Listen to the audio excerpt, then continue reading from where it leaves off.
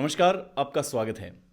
आज हम उसी मुद्दे की ओर आपको लिए चलते हैं जो मुद्दा वाकई में चर्चा का विषय बना हुआ है। 1 मिलियन प्लस लोगों ने अपना प्यार दिया। काफ़ी आपके क्वेश्चन थे। उस क्वेश्चन को जब मैं रीड कर रहा था तो मेरे मन में ख्याल आया कि क्यों ना हम एक ऐसे शख्स से मिले जो शख्स इनके बारे में अच्छे से हमें जानकारी अवेलेबल करवा सकते हैं। मेरे साथ में हैं प्रोफेसर अनिल जी सर हैं, तो इनसे हम बात करते हैं। एचओडी इन्वायरमेंट ये स्पेशलिस्ट हैं। तो सर का स्वागत है। सर, बहुत बहुत स्वागत है आपका हमारे जी धन्यवाद। चैनल पे जी। बहुत बहुत धन्यवाद आपका। सर, आपने भी वो मुद्दा सुना होगा क्योंकि आपके ही फील्ड का वो मुद्दा जी है। जी जी। जैसलमेर के मौनगढ़ की मैं बात कर रहा हूँ, तो आप पहली नज़र में इसे किस नज़र से देखते हैं? देखिए, दुनिया में ये अपने आप में बड़ी नायाब घटना है। ठीक है, ये एक्सीडेंटली हुआ करना, कई जगह तो रिसर्च के नाम से भी इस तरह के अध्ययन किए जाते हैं। अब हमें इस घटना का कितना वैज्ञानिक रूप से उपयोग करना चाहिए और यहाँ की जियोग्राफी और जियोलॉजी को समझना चाहिए। और जो एग्रीकल्चरल प्रैक्टिस हम कर रहे हैं, जो माइनिंग डिपार्टमेंट हम अपनी जो भी जियोलॉजिकल एक्टिविटीज़ हो रही है, ग्राउंड वाटर को लेकर, मिनरल्स को लेकर, ऑयल को लेकर, पेट्रोल को लेकर, हमें उन पे ध्यान से इस पे शोध की तरफ ध्यान देते हुए आगे बढ़ना चाहिए। ये अपने आप में एक वार्निंग भी मानता हूँ मैं। आपने देखा होगा, इससे पहले कई जगह डेजर्ट के कई हिस्सों में देखने को आया, कहीं पे आधा स्क्वायर किलोमीटर का गड्ढा बन गया, कहीं पे लंबे लंबे क्रैक्स आ गए। ये जियोलॉजिकल घटनाएं पूरी दुनिया में होती है, लेकिन हमारे यहाँ पे ज़्यादातर जो इसके कारण है वो मैन इंड्यूस्ड हैं, लोगों द्वारा जो कार्रवाई की जा रही है। जिस तरह से हम ओवर एक्सप्लॉयटेशन पानी का या मिनरल्स का कर रहे हैं, इसके चलते कहीं पे ज़मीन धंसने के किस्से सामने आ रहे हैं। इसको कई जगह ये भी कहा गया कि जो मोनगढ़ की घटना है, ये जो पानी निकला है ज़मीन में से, जी। ये कहीं ना कहीं वैदिक सरस्वती का या पुरानी जो एंसेंट सरस्वती है उसका हो सकता है, लेकिन नहीं। ये शायद 700-800 मीटर खोदने के बाद ये निकला है, पानी उछल के बाहर आया है। तो वैदिक सरस्वती इतना नीचे नहीं है, वो तो 150 मीटर पे ही मिल रही है। और उसके जो अवशेष मिले हैं, जो फॉसिल्स मिले हैं, जो स्टोन्स मिले हैं, वो सारे के सारे 150 मीटर पे ही मिले हैं। तो वैदिक सरस्वती का पानी तो मीठा है, जबकि ये पानी तो जांच करके पाया गया है कि बिल्कुल ही खारा है। जी। तो अगर ये समुद्र का पानी है तो ये तो कंफर्म है कि पहले यहाँ पे समुद्र था थार डेजर्ट में। और यहाँ पे आज भी कई सारे वेजिटेशन इस तरह के हैं। अगर मैं आपको एग्जांपल दूँ, एक जाल का पौधा होता है। जी। आपने मैंग्रोव फॉरेस्ट का नाम सुना होगा। मैंग्रोव फॉरेस्ट जो होते हैं वो समुद्र के किनारे होते हैं। मैंग्रोव फॉरेस्ट की जो लीफ है उसको आप फोल्ड नहीं कर सकते। जब उसको फोल्ड करते हैं तो क्रैक होती है 2 टुकड़ों में। ओके। इसी तरह जाड़ का भी बेसिक करेक्टर वही है, जब उसकी लीफ को फोल्ड करते हैं तो वो टूट जाती है। यस। उसको आप नीम की पत्ती की तरह, पीपल की पत्ती की तरह फोल्ड नहीं कर सकते। तो ये राइट। सकुलेंट प्लांट्स जो हैं, ये मैंग्रोव फॉरेस्ट का एक अवशेष मात्र है। और ये प्रूफ है आज भी कि यहाँ पे समुद्र थे। और कई जगह कई फॉसल्स मिले हैं हमें, कई मॉलस्क मिले हैं, कई फिशरीज के ऐसे सी एनिमल्स के फॉसिल्स मिले हैं कई जगह पे, जैसलमेर में, बाड़मेर में, बीकानेर में, मोहनगढ़ के आसपास। तो वो बताते हैं यहाँ पे वैदिक सरस्वती थी, उससे पहले यहाँ पे समुद्र था। और ये जो खारा पानी है, ये इस चीज़ को एंडोर्स करता है कि यहाँ नीचे समुद्र था। अब ये पानी निकल के बाहर कैसे है, क्योंकि नीचे जो भी जिप्सम या मिनरल्स की लेयर है अलग अलग, जी। नीचे कोल भी निकला है कई जगह पे। तो वो लेयर कहीं पे 150 मीटर चौड़ी हो सकती है, कहीं पे 500 मीटर चौड़ी हो सकती है, और कहीं पे 2-4 मीटर चौड़ी भी हो सकती है। तो ये बाई चांस एक ऐसी जगह पे इसने प्रेशर मारा या ट्यूबवेल खोद दिया कि जो सरफेस शायद 150 इंच की होगी, या वो 1.5-2 फीट की मोटी परत होगी। और वो 1.5-2 परत, जैसे ग्लेशियर नहीं होते, ग्लेशियर जहाँ से पतला होता है वहीं से सबसे पहले फुटान लेता है और वहाँ पानी के फव्वारे छूटते हैं। तो ये जो सरफेस हो सकता है 20-25 मीटर की रेडियस में, कहीं पतली सरफेस थी और वहीं पे पोर हो गया। प्रेशर इतना था कि वो ट्रक अंदर चला गया, इतना बड़ा गड्ढा हो गया। लेकिन मशीन खोदने के लिए तो उन्होंने 4-6 इंची के पाइप ही डाले थे। राइट। टेक्निकली तो उतना ही खड्डा होना चाहिए था। राइट। लेकिन खड्डा बड़ा हो गया, मतलब जो प्रेशर था उसने कोई पतली लेयर थी उसके ऊपर, इस पतली लेयर को कहीं एक जगह से छेद किया, लेकिन ये पूरी लेयर जो है वो ब्रस्ट कर गई। ओके। और प्रेशर इतना था कि वो गड्ढा जो है 20 मीटर चौड़ा बन गया, या 25 फीट 30 फीट चौड़ा बन गया, 25-30 मीटर। 25-30 मीटर। और ट्रक पूरा चला गया, जो इसी पूरा खोदने वाली जी। मशीन अगर अंदर चली गई है, दैट मीन्स। तो ये अपने आप में अभी भी स्टडी का काम है। अभी भी देखने चाहिए कौन कौन से मिनरल्स निकले हैं, और जब वो खुदाई की गई तो उसके जो नमूने वो टाइम टू टाइम लेते हैं, उनका भी एनालिसिस करना चाहिए कौन कौन से मिनरल्स निकले हैं। तो ज़रूर इसमें भी समुद्र के सारे फॉसिल्स वगैरह है, जो कोरल्स है, ये सारी निकली होंगी।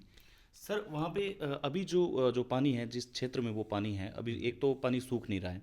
दूसरा, जहाँ पे पानी सूखा है उसकी पपड़ी बन गई है। जिस प्रकार आप देखते होंगे इस साइड में गरसाना रायसनगर जाएंगे तो वहाँ पानी चिकनी मिट्टी जहाँ तो पे। ये जो अंदर से जो टॉप सॉइल या फाइन सॉइल्स जो निकली है, जो डस्ट जिसको हम बोलते हैं, ये इस तरह की क्ले निकली है।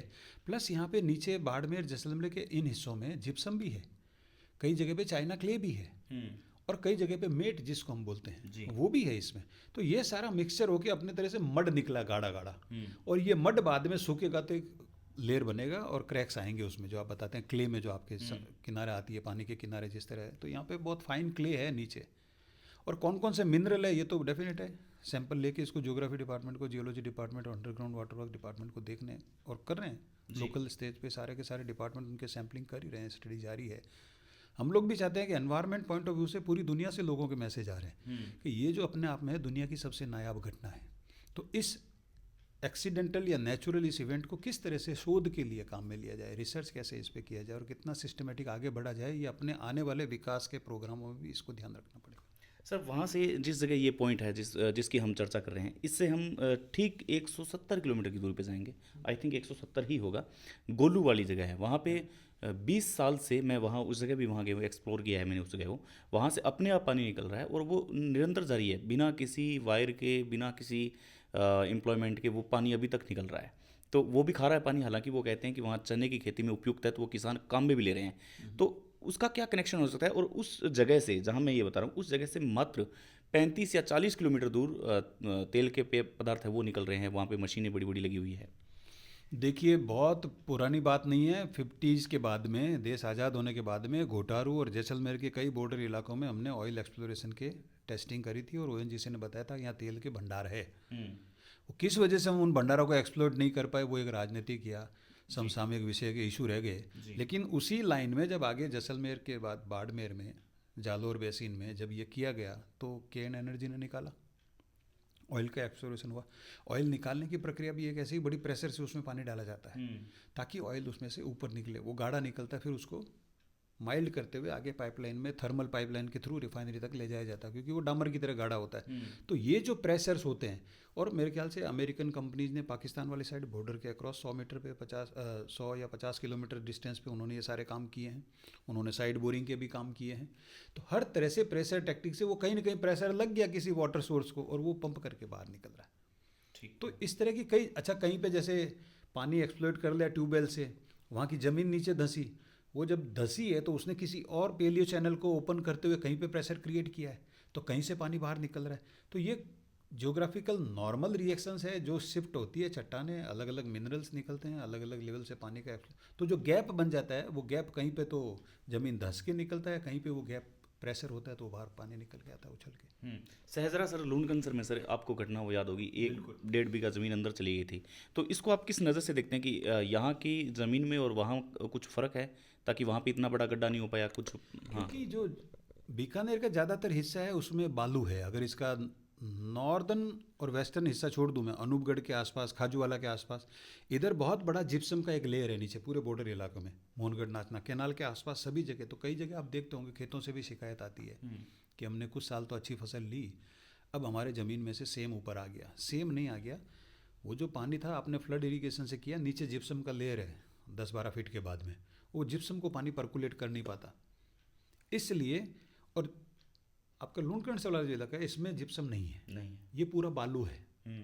तो ये बालू होने की वजह से यहाँ से जब ट्यूबवेल इरीगेशन से सराउंडिंग के इलाकों में पानी को एब्जॉर्ब किया गया या एक्सप्लॉइट किया गया, निकाला गया बाहर, तो वो जो गैप बन गया ज़मीन में, उस ज़मीन में उस गैप को पूरा करने के लिए वो मिट्टी धंसी है वहाँ पे। और ऐसी छोटी मोटी घटनाएं कई जगह हुई है, हम सोशल मीडिया में कई बार देखते हैं, और वो बाकायदा पंचायत में, तहसील में रिपोर्ट होती है और जियोलॉजिकल डिपार्टमेंट पूरा उसका रिकॉर्ड रखता है। कहीं पे ये 150 फीट का हो जाता है, कहीं पे 2-4 फीट का हो जाता है, कहीं पे ये 20-25-50 मीटर का भी हो जाता है। बीकानेर में बुलबुले निकले थे सर पिछले ही महीने, डूडी पंप के पास। सर वो क्या घटना थी? वो घटना इतनी बड़ी नहीं थी जितनी थी, वो तो कोई ना कोई नीचे से कोई पानी की पाइपलाइन पुरानी जा रही होगी, उसका पानी का प्रेशर, एयर प्रेशर निकल रहा होगा उसमें से, या किसी ने मस्खरेपन में, ये आजकल सोशल मीडिया अपने आप में एक ऐसा हो गया है, किसी ने हवा भरने के पंप से कहीं एक जगह पे डाल दिया होगा और वहाँ से हवा निकल रही है। ये इसलिए क्योंकि वो तो बहुत छोटी है, उंगली के साइज़ की घटना बता रहे हैं और वहीं से निकल रहा था। इस तरह का नहीं होता है, जियोलॉजिकल रिएक्शन से बहुत बड़े होते हैं और बहुत सॉलिड उनके पीछे रीजन्स होते हैं। छोटी फिल्म सी सोशल मीडिया पे अनसन कई तरह के वीडियो बन जाते हैं, वो हर कोई जियोलॉजिकल या साइंटिफिक इवेंट्स नहीं होते हैं। जी, अंतिम 2 प्रश्न करूंगा सर। जिस प्रकार से इन्वायरमेंट को नुकसान हो रहा है, जिस प्रकार काफ़ी पेड़ कट रहे हैं, लोग इसमें ध्यान भी दे रहे हैं, काफ़ी धरनाबाजी हो रही है, इसका भी कहीं ना कहीं असर पड़ता है सर प्रकृति के ऊपर? देखिए, प्रकृति जब तक सहन करती है, आपकी हर नादानी को सहन करती है, लेकिन जब वो अपना रौद्र रूप बताती है तो आपने और हमने कोविड के रूप में देखा। जी। जो पूरी दुनिया में जो कोविड फैला था, उस पूरे कोविड में जो वायरस था वो मेरे स्पेन के टिप जितना था। उसकी क्वांटिटी इतनी सी थी जिसने पूरी दुनिया में तबाही करके बचा दिया कि वो क्या है। अभी भी रीअपीयर हुआ है चाइना में फिर से। तो हम जिस तरह से प्रकृति के साथ खिलवाड़ कर रहे हैं, ये हमारे लिए और आने वाली पीढ़ियों के लिए बर्बादी का सबब है। जिस तरह से हमने लाखों पेड़ काटे हैं, डेफिनेट है कहीं ना कहीं ये शायद बहुत पहले धंस जाते अगर पहले पेड़ काट दिए होते। जब हमने काटे नहीं तो पेड़ों की जो जड़ें हैं, खेजड़ी का पेड़, जाड़ का पेड़, केर का पेड़, कुमटिया का पेड़, बबूल का पेड़, इनकी जड़ें जितने पेड़ होते हैं उससे ज़्यादा लंबी नीचे होती है। तो कहीं ना कहीं ये सॉइल को फिक्स करने का काम करते थे। जब हमने पेड़ों को काट दिया तो जड़ें मर गई। वो मरने के बाद शायद वो फिक्स नहीं हो पा रही है अब। तो जो ज़मीन को फिक्स नहीं करे, सैंड ड्यून फिक्सिंग के गवर्नमेंट ने एक टाइम तो प्रोग्राम चलाए थे। अगर इस तरह से हम इसका विस्तार करते रहे, पेड़ काटते रहे, बंजर ज़मीन बढ़ाते रहे, तो रेगिस्तान बढ़ेगा, डेजर्टिफिकेशन की ओर बढ़ रहे हैं हम। और इसका इकोनॉमिक लॉस, इसका जैव विविधता का नुकसान, पशुओं को नुकसान, वन्य जीवों को नुकसान, इसकी तो हम तुलना ही नहीं कर सकते। अगर मैं अकेले बीकानेर की बात करूँ, जो 5 लाख पेड़ हमने काट दिए सोलर एनर्जी के नाम से। हम सोलर एनर्जी के खिलाफ नहीं हैं, पहली बात तो ये है। आपके चैनल के माध्यम से कहना चाहूँगा, सोलर एनर्जी बहुत अच्छा सोर्स है, लेकिन अगर इसको मैनेज नहीं किया गया तो आने वाली पीढ़ियाँ हमें माफ़ नहीं करेंगी। अगर आपको सोलर प्लांट लगाना है, आप घर घर लगाओ ना, किसने रोका है? पेड़ तो नहीं काटने पड़ेंगे। और ओवरऑल आप जो बिजली पैदा कर रहे हो लोगों के लिए तो पैदा कर रहे हो, तो फिर लोगों को घर पे क्यों नहीं देते 10x10 का, 10x20 का वो लगाए छत पे अपने। नहीं तो आपको नंगे तार बिजली के ले जाने पड़ेंगे, जिस पे रोज करंट खा खा के कभी गोडाउन मर रहा है, कभी गिद्ध मर रहा है, कभी चील मर रही है, कभी कौवा मर रहा है, कभी माइग्रेटरी बर्ड डेमोसेल क्रेन मर रही है। और ये 365 दिन की प्रक्रिया है। अगर हमें वास्तव में सही काम करना है तो पहला सुझाव ये है कि हम लोगों को घरों पे सब्सिडी से जितने सोलर प्लांट देना चाहते हैं दें। आप उनसे चार्ज भी करना चाहे तो करें, गवर्नमेंट पॉलिसी बना देगी तो हर कोई फॉलो करेगा। अगर ये नहीं कर सकते, अगर आपको कमर्शियल इसका प्रोडक्शन करना है, कमर्शियल यूज़ के लिए, इंडस्ट्रीज़ के लिए, तो कैनाल पड़ा है हमारे पास 1700 किलोमीटर लंबा। वो कहीं पे 100 मीटर चौड़ा है, कहीं पे 50 मीटर चौड़ा है। तो क्यों नहीं हम उस कैनाल को कवर करें? गुजरात में, पंजाब में, कई जगह जहाँ ज़मीन की शॉर्टेज है वहाँ इन्होंने किया है, तो आप भी क्यों नहीं कर लेते? इससे 3 फायदे होंगे। एक तो जो मिट्टी चली जाती है नहर में वो बंद हो जाएगी, सोलर प्लेटों से कवर हो जाएगी। एक प्लेटों को साफ करने के लिए जो पानी चाहिए वो आप कहाँ से लाओगे? मरुस्थल में तो पानी है ही नहीं जी। आप डेली गैलन्स ऑफ गैलन्स पानी सफाई करने में, प्लेटों को ठंडा रखने में जो लगाते हो वो कहाँ से लाओगे? वरना कैनाल के ऊपर है तो वही पानी कैनाल में वापस जाएगा। अनपोल्यूटेड वाटर है, आगे तो वो ट्रीट होकर सप्लाई होता है तो हो जाएगा। दूसरा फायदा ये। तीसरा, पानी का 25% इवोपरेशन जो आज हो रहा है वो नहीं होगा। और चौथा ये कि जो सिल्टिंग निकालने के लिए आप 2 महीने नहरबंदी करते हैं और 10 से 12 हज़ार करोड़ रुपया खर्च करते हैं उस नहर की सफाई के लिए, वो पैसा बचेगा आपका, उसको आप किसी दूसरे कामों में लगा सकते हैं। और सोलर प्लेटें लगाओ, जितना बिजली प्रोडक्शन करना करिए ना उनके ऊपर। बहुत शानदार सुझाव है सर। अंतिम प्रश्न है, बासी बरसिंह सर अपने बीकानेर के पास है, यहाँ पे नीचे से कोयला निकाला जा रहा है, तो उसके कोयले के एक जैसे पिलर खड़े कर दिए गए हैं ताकि वो ज़मीन नीचे नहीं धंसे। ये इसका साइड इफेक्ट आने वाले टाइम के अंदर आप देखते हैं कि इन्वायरमेंट बीकानेर के ऊपर हावी होगा? नहीं, ये चूंकि एक ओपन कास्ट माइनिंग से हो रहा है यहाँ, ये तो जो उन्होंने छोड़ा हुआ है वो तो मार्किंग के लिए हमने कितना एक्सप्लोइट कर लिया जी, कितने मीटर हमने गुन फुट कोयला निकाल दिया यहाँ से, वो अपने मेजरमेंट के पर्पज से रखते हैं। ये बैलेंस नहीं कर सकते छोटे मोटे पिलर इस चीज़ों को। अगर ये अंडरग्राउंड माइनिंग होती तो इसका कोई जियोलॉजिकल इफेक्ट आता, चूंकि ओपन कास्ट में कर रहे हैं तो इसका जसरा सर जैसी है इस तरह की घटनाएं। पानी जिस तरह से आप एक जगह बोरिंग करते हैं 6 इंची की और उससे पानी निकालते हैं ज़मीन में कम से कम 1.5-2 किलोमीटर 12 किलोमीटर के स्क्वायर एरिया का, वो ज़्यादा इफेक्ट करता है रादर देन ये कोयला जो निकालने की प्रक्रिया है। थैंक यू सर, बहुत बढ़िया लगा आपकी जो बातें हैं, जिस प्रकार से आपने इन्वायरमेंट को बचाने के लिए जो सुझाव दिए हैं वो काफ़ी महत्वपूर्ण थे, और जो जैसलमेर की घटना को आपने इंगित किया है बेहतरीन थे। आपके उज्जवल भविष्य की कामना करते हैं, आप यूं ही स्मार्ट दिखते रहें, यूं ही हंसते मुस्कुराते रहें। Thank you so much. Thank you.